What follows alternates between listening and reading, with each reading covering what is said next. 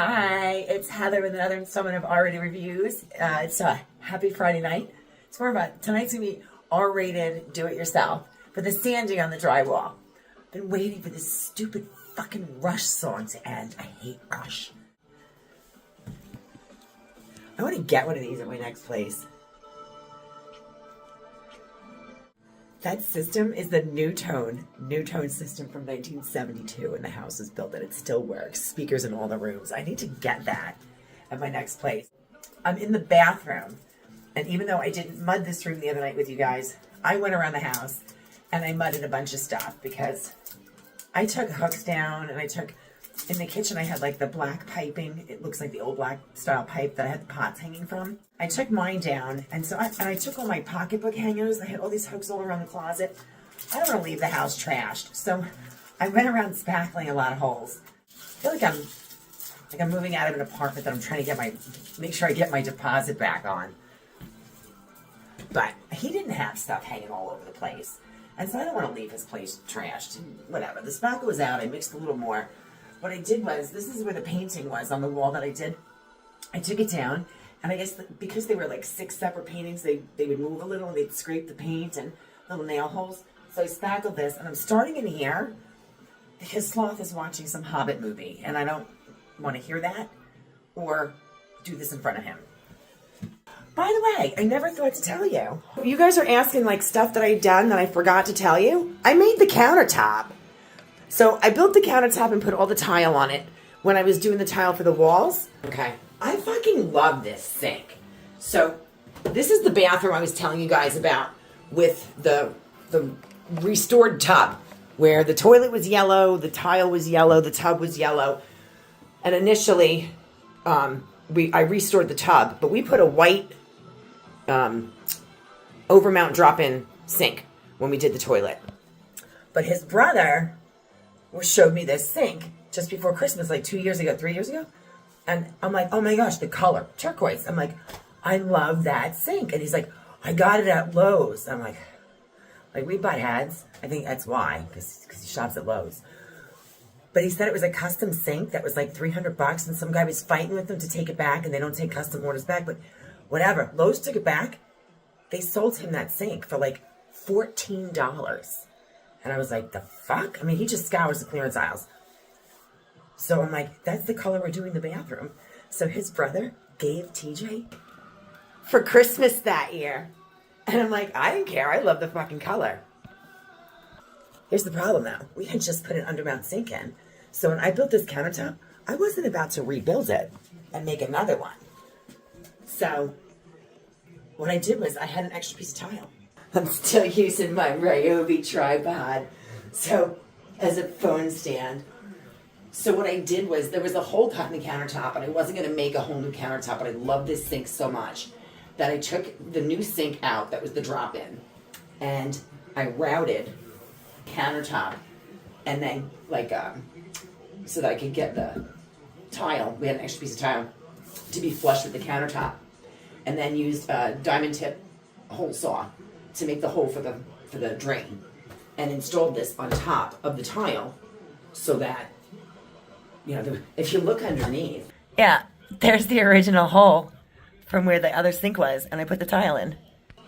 And not only did I feel like it was really unique, it was cool, and it was a great way to tie the tile together. I just thought it looked really fucking cool. I'm going to sand this, and I'm going to use the sanding blocks that I was showing you the other day. These are great.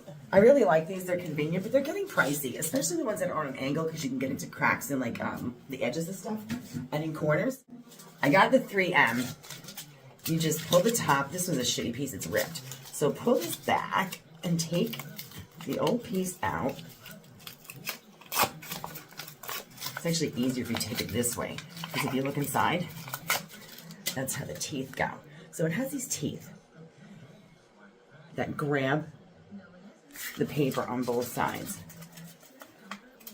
So I'm going to use a 100 grit to start, and then a 220 to finish. This one is not going to get a second coat. The one in the hallway for the ceiling will definitely get a second coat of spackle. And you were mentioning that you're like, I take off too much when I see it, and then I have to put more on. That happens a lot with spackle. It's not necessarily that you took too much off. I mean, it can be the case, You usually have to spackle, you know, more than once. This like, you're gonna put a little skim coat afterwards. And I kind of like the weight. Like, I'm always complaining about how things are too heavy. I like the weight of this. It's very rubbery at the bottom. It takes the shape of your hand. It's contoured, but you can hold it any way you want. It's got fingertip grooves on the side. I really like this. Okay, so these are gonna go in, and you want it tight on here. So I put it all the way in there. All right, pull this up, slide this. I slide it against the top so I can get it all the way in. And then just push it, like, goes through the paper. Pull it really tight. And then the other side.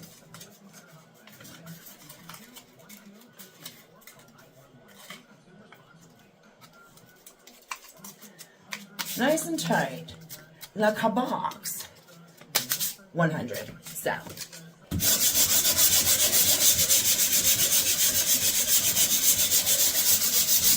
You're just gonna lightly sand it. And if anyone tells you to take a wet sponge, come on, that's worse than the shit that I did the other night with cotton corners. Please don't ever do the wet sponge, wipe the spackle. It always looks lumpy. You don't get that beautiful feather finish. Like the finishing, that's what I'm good at. I do sometimes circles when I'm at the edges because I want to make sure that you can't feel the edge. There's no edge, it just blends feathers. So as I'm going in, I'm going to do the circles. I'm going to blend it more at the edges. I want to get rid of as much as I can on the edges where you don't need any of the spackle. It just goes past the little holes that I did. But as I get to the middle, you're going to almost like ease. You don't want to scrape, and this is where you don't want to scrape it all off. Down here, I don't want it down here. I didn't need it here, but that's how I got it on. And then I blend it in.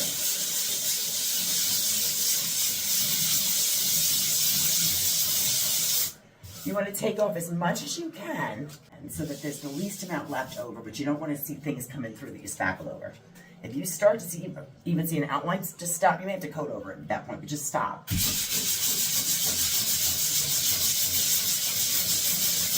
See how little there is left here? So I got rid of a lot.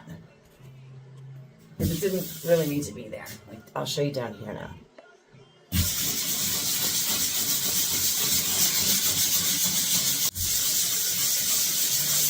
So up here it's going to be thicker, but not where you can actually feel it. You just know that you can see it's thicker. Where here it's like feathered and sheer. And I'm going to blend this edge over here.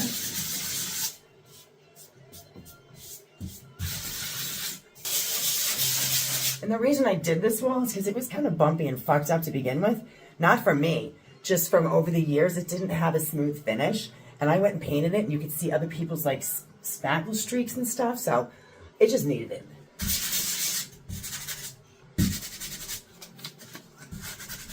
See these two lines? They look funny. Why should they be there? Because that's where the wall was uneven. So when I spackled the other night, somehow these pieces came right through the spackle, even though it's all even, because the wall itself wasn't even to begin with. It should be more even now.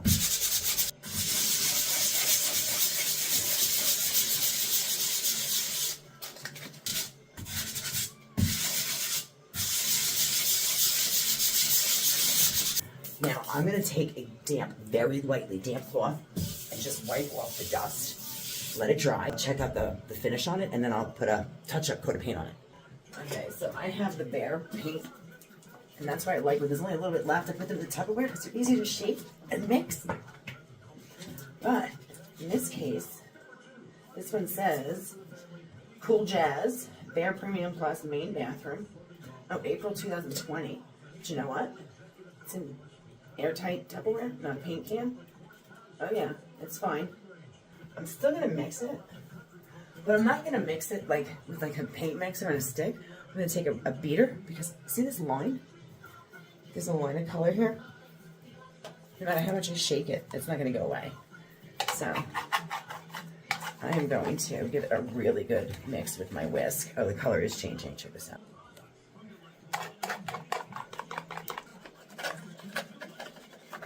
There, I got that.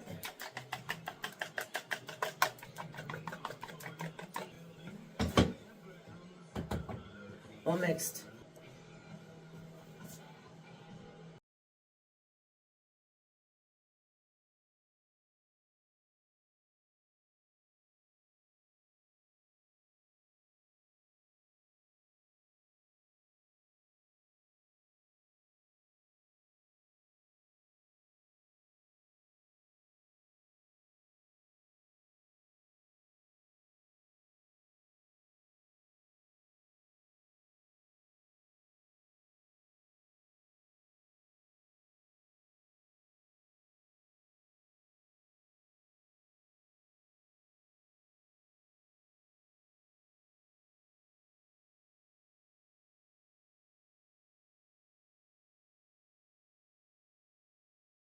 I don't normally paint the walls with a skinny paintbrush, but I'm just touching up. It was a bigger touch-up spot than I realized.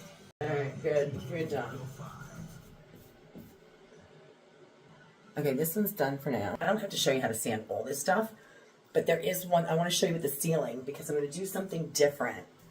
It's kind of like cutting corners, but it's really just so much more efficient and it's quick. It's going to shoot dust everywhere, but as you can see, the dust is going to go everywhere anyway. I use my Corner Cat. This is my absolute favorite sander in the world. Love this sander. This one is too rough though. This is a 40. It's just so much faster to at least get the initial sanding done. And you're really not going to take, it's amazing how much you can take off without it being too much. So I'm going to put a 120 on. I want to explain that before we get out there, because I'm probably not going to talk. Lucky you. You guys will be happy he's watching a movie. I'm sanding here. And that one's going to need a second coat for sure.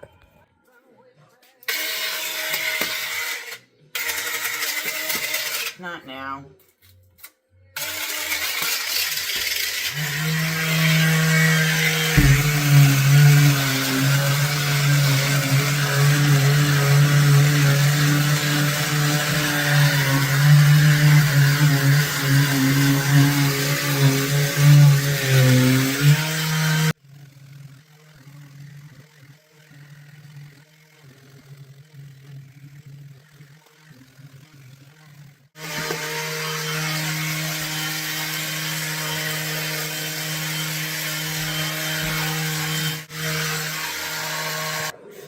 Like a reverse raccoon.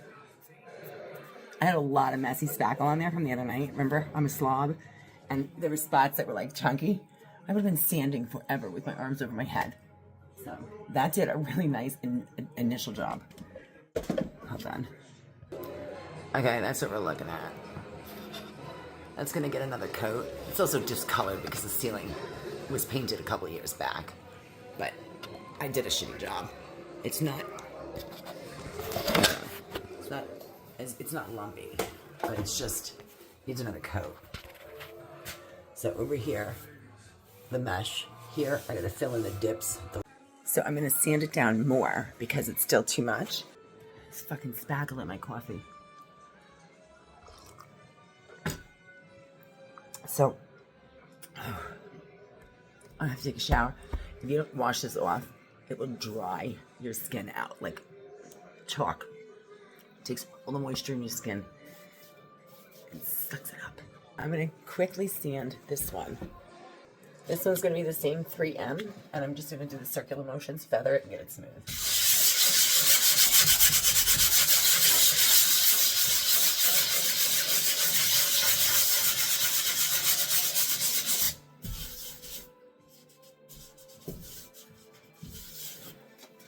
All done.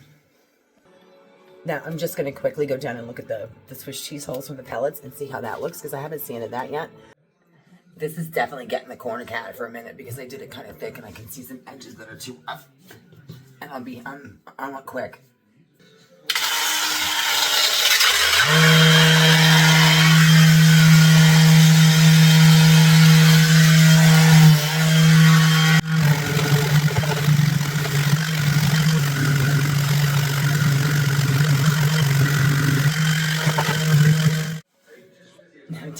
If TJ hears this, he's gonna get mad because he's gonna say he's never seen this before.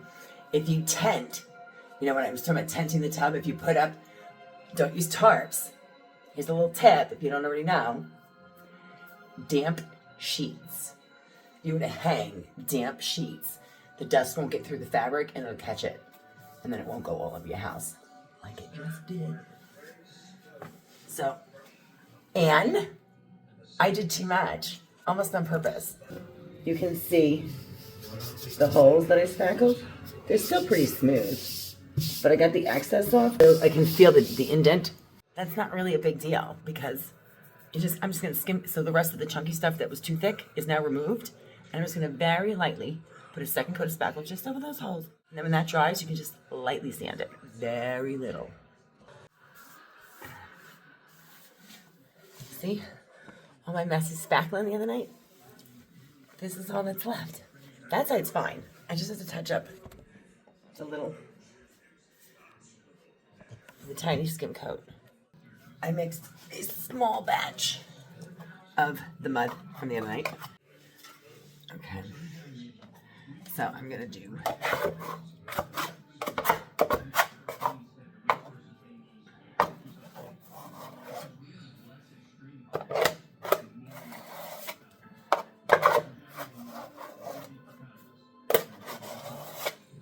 make this roll,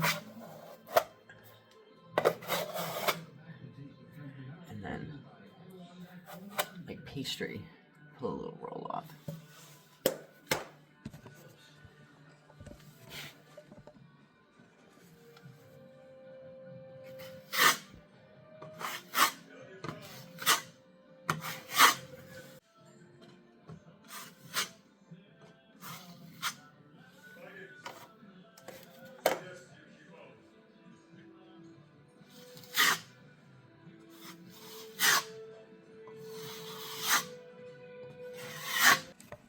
Smooth, perfectly covered, nice and even, thin, and then that's gonna barely get sanded, ready for paint.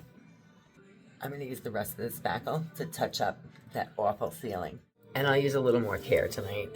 I'll use the appropriate techniques and stuff with full, no partial runs, a good consistency with the spackle.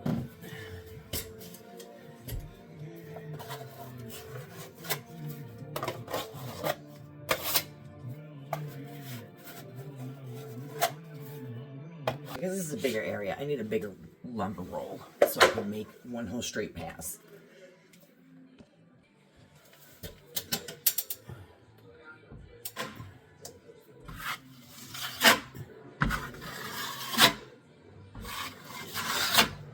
You can see how bad it was the other night.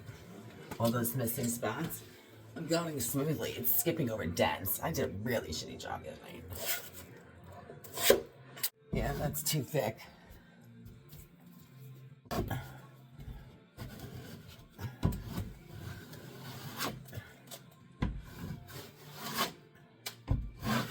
Take that right off.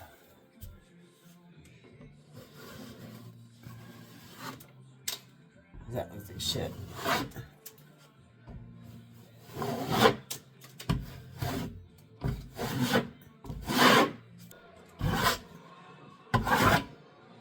I'm not leaving that like that. I'm starting over. That was... No. Alright, here's the deal. I want to take a minute and kind of like apologize. This isn't a review. This is a how-to. And when you're shitty at something to begin with, I know how to do it, but I'm shitty at it. If someone who's shitty at it is trying to show it to people that don't know how to do it, it's going to be twice as shitty. So I'm starting from scratch. I'm not going to fuck around. I went out and got my the 14-inch. The taping knife isn't going to work. I scraped everything off. I'm going to start from scratch with the ceiling. Because it shouldn't look like shit. There's no reason. It's not funny. So, I mixed a proper batch, a big enough proper batch of the mud. You know how to avoid getting the powder in the corners? So properly mix it. You put the fucking water in the tray first. Add the powder to it. Okay? I mean, it's that easy. I have to stop digging around. So, I'm not going to put this on the internet and open myself up to some of the truest and worst criticisms. I'm going to be open to criticism anyway because I'm not that great at it. I'm not that good at it. I know how to do it, but I don't do it enough to say that I'm used to it or, well-versed. So I'm going to go back, and I'm going to do it the right way. And no more jokes. So you kind of flip it back and forth. You do put like this big lump. And you want to have a nice roll. At least this is what I was taught. And then when it gets applied, I don't want to say you're going to make a hump because I don't know what else to call it though. You hold the spackle, the spackle knife on the outside of where you want to put your mud. You're going to press against the ceiling. And like here it's scraping. And as you get to the area that needs the covering, you're ever so slightly going to release the pressure so it's like shh, shh. So it's like pressure scrape, so it's very little, tiny bit more, very little. So you're fading in and out. So is it a hump? Yeah, but it's not like this. It's not gonna be like this and like that. So it's shh, shh. And you're gonna do a full pass. You're gonna have a whole line of mud on the end of your knife.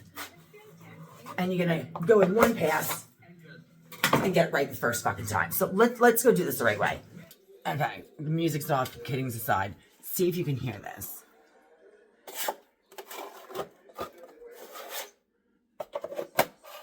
When I put it up there.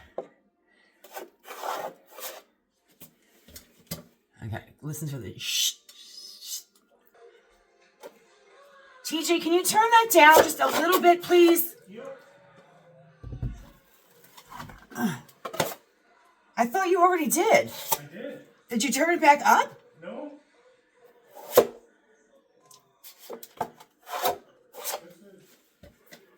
TV doing stupid shit. Oh, the TV.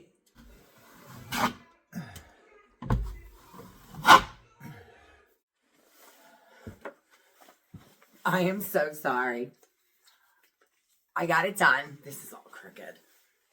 I'm not even going to show it to you right now because it's still going to need, I want to wait until it's dry and sanded, and I'll show you the skim coat.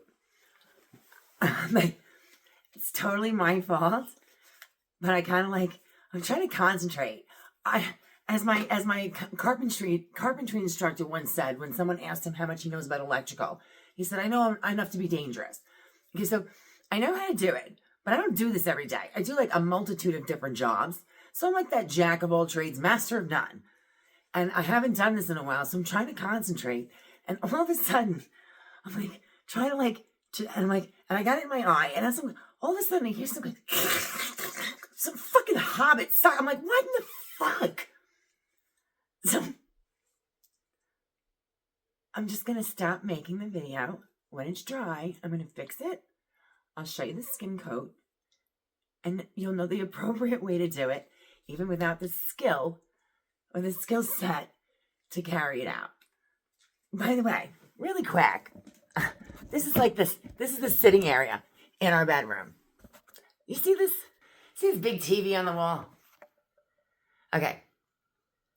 Hasn't been turned on since last November when I hooked up my DVD player for 2 days, popped in my Love Actually disc, and sat here watching it on a loop for 2 days while I wrapped Christmas presents. That television does not get turned on ever.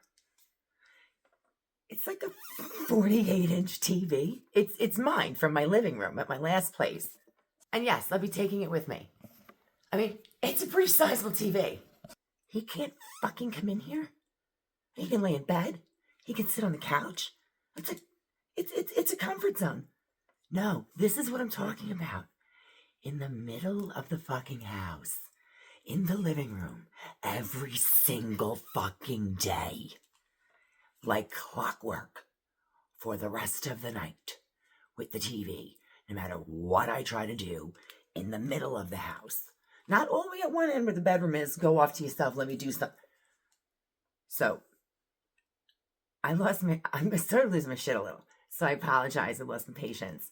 It will be a decent ceiling. And I'm doing this for him. I'm fucking moving out. What do I care? Because I don't leave shit like that. And I'm certainly not going to do a shit show. I mean, shit show funny videos. It's not funny when you're trying to teach something to somebody. It's one thing for a review. But if you guys want to know how to do something, I'm not going to make a joke out of it and then a mockery of it. It's a disservice to me and my reputation and you guys. So I'll mash this up and get it put together. Anyway, for now, allow me to say, if you have any questions or comments, please feel free. I love when you guys hit like or subscribe, so please continue to do so. And see you soon.